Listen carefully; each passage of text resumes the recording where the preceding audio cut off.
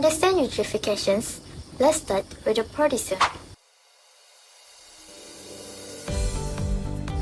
By producer, I mean plants, algae, and any organism that carries out photosynthesis. Producer all need carbon dioxide, sunlight, water, and minerals like nitrogen, phosphorus, and potassium. Grass, trees, the crop we grow for foods, even the tiny photosynthetic microorganisms that live in lakes and oceans need these things to survive. The more of these things you give a producer, the better they will go.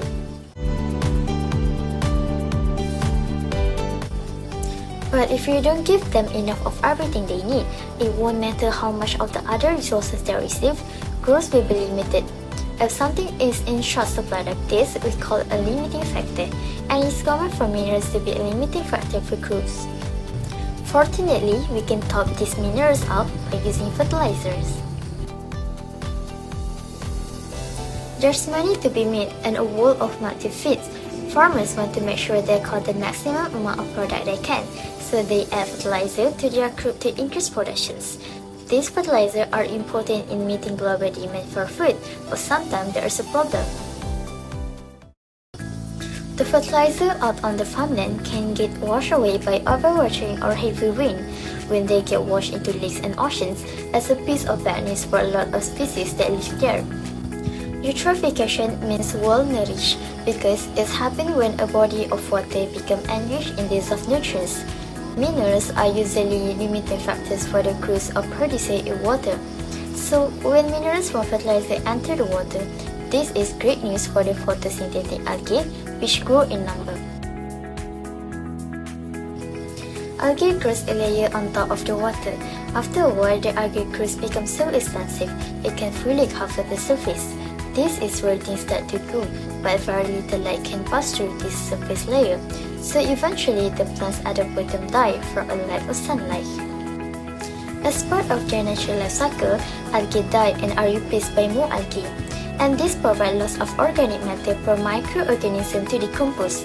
These microorganisms rely on aerobic respiration, meaning that in addition to the food they take in, they also require oxygen.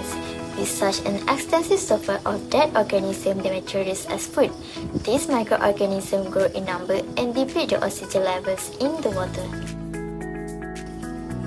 Fish and other organisms living in the water also rely on the oxygen, and when it becomes depleted, it results in death and a reduction in biodiversity. Hi, I'm Madrisha Afrina, and now you guys already know about what eutrophication is, right? So now I'm going to tell you guys about the impact of eutrophication to health, environment, and also economy. Alright, so first we go to health impact. So firstly, the toxic algae blooms from the eutrophication and produce the harmful toxin to humans and animals. The excess nutrients in water bodies can cause algae blooms, and some of these algae produce toxins that are harmful to human and animal. So algae toxins are observed in marine ecosystems where they can accumulate in shellfish and more generally in seafood that can reach dangerous level for human and animal health. Examples of diseases include paralysis and neurotoxicity.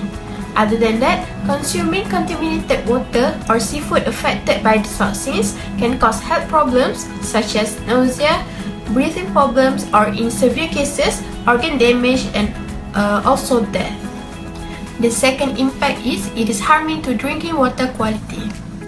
The nutrient enrichment from the eutrophication can affect the drinking water quality.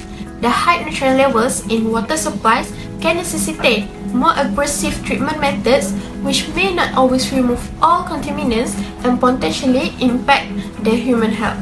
The last one is it is affecting the aquatic food chain. Eutrophication can disrupt the balance of aquatic ecosystems, affecting fish and other organisms' health. So this in turn can impact the availability and quality of seafood and it affecting the human nutrition. Next, we go to environmental impact.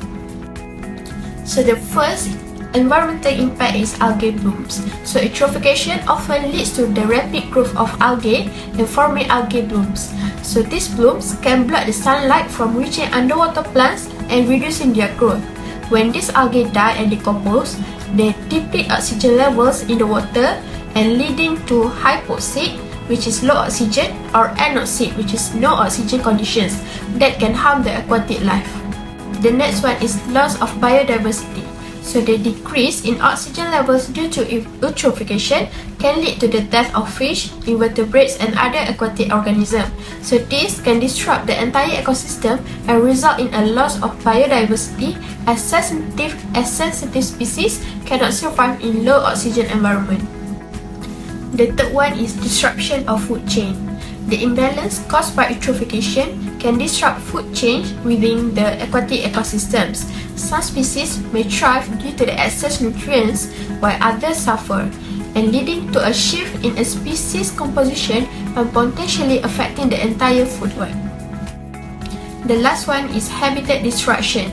So eutrophication can contribute to the destruction of habitats such as wetlands and also shallow waters, and impacting the plants and animals that rely on this ecosystem for survival.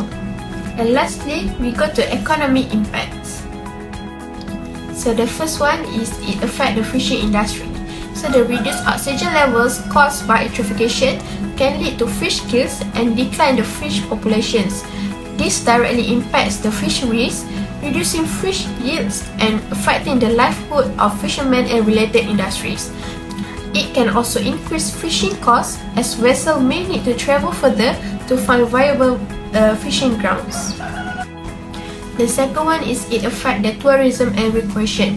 So the water bodies affected by eutrophication may experience unsightly algae blooms, foul odors, and reduced water quality, endangering tourists and affecting the recreational activities like swimming, boating, and also fishing. So this decline in tourism can negatively impact the local economies that rely on tourist revenues. The third one is it affects the properties values.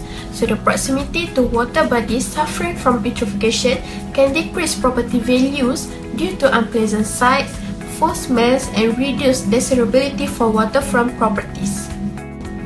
The fourth one is it affects the drinking water treatment costs. So the public water treatment facilities may face increased costs due to the need for more advanced treatments to remove the excess nutrients and toxins caused by eutrophication.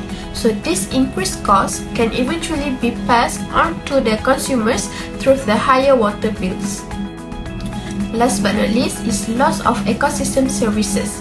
So the eutrophication can degrade the ecosystem services provided by the healthy water bodies such as water purification, flood control, and habitat provision. So the loss of these services can have indirect economic impact on various aspects. Next is preventions and regulations. There are several things that we can do to prevent eutrophication from happening.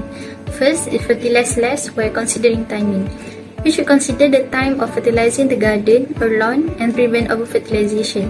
Using too much fertilizer at the wrong time is one of the causes of eutrophication. As example, most the fertilizer is likely to end up in the nearest waterway due to runoff if we put it on before a heavy rain. The next rain shower will just wash the excess fertilizer into a local lake or river. Excessive application of fertilizers and bad management practices increases nutrient loss from the soil. The second prevention is by managing water pollution. Since pollution is the leading cause of eutrophication, reducing it in various forms can help prevent further destruction of water bodies. Reducing the amount of nitrogen and phosphates delivered into water systems could help reduce nutrient content and thereby prevent eutrophication. However, for this strategy to succeed, industries, towns, and individuals must all work together to reduce pollution levels. If industries cut back on their pollution and municipalities continue to pollute water systems, the gains will be very few. The last one is phytoremediation. In freshwater bodies, phytoremediation has been shown to be successful in lowering water toxicity caused by microbes that emit ammonia and sulfide during protein decomposition from food industries. Several plant species have been discovered to minimize nitrogen and phosphorus excesses in aquatic systems.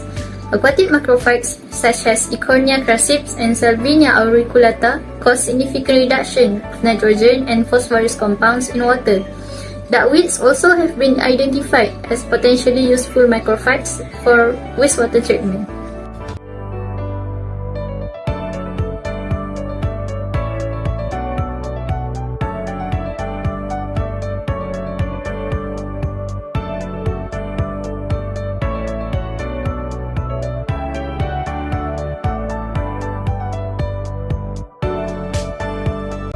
In conclusion, eutrophication poses significant environmental, social, and economic challenges, impacting aquatic ecosystem and human activity worldwide. Excessive nutrient inputs, primarily nitrogen and phosphorus, contribute to algae blooms, oxygen depletion, fish kills, and disruption in biodiversity. Addressing eutrophication requires a multifaceted and collaborative approach involving various stakeholders from policymakers and industries to local communities. To combat nutrient runoff, we need to revolutionize our agriculture practices. One key approach is precision farming. By using technology to optimize crop inputs, we can reduce excess fertilizer application. Precision farming ensures that crops receive the right amount of nutrients, minimizing runoff into nearby water bodies. Now, let's talk about another sustainable practice, which is cover cropping. Cover crops are like nature's blankets. They protect the soil, reduce erosion, and absorb excess nutrients, preventing them from reaching water bodies. And let's not forget the importance of reduced fertilizer application. By applying fertilizer judiciously, we can strike a balance between crop needs and environmental protection. Transitioning to wastewater treatment, we recognize the critical role of upgrading facilities. Inadequate treatment plants can contribute to nutrient pollution. Upgrading facilities involve employing advanced technology to effectively remove nutrient from wastewater before it is discharged into our water's body. Now, let's talk about the importance of buffer zones and wetland protection in our land use planning strategy. Buffer zones are green shields along water bodies designed to trap and filter nutrients. And when it comes to wetland, they are nature's powerhouse for nutrient removal. Establishing vegetative buffer zone and protecting wetland helps create natural barriers, preventing nutrient runoff and preserving the delicate balance of our ecosystem. It's like giving nature a helping hand to do what it does best.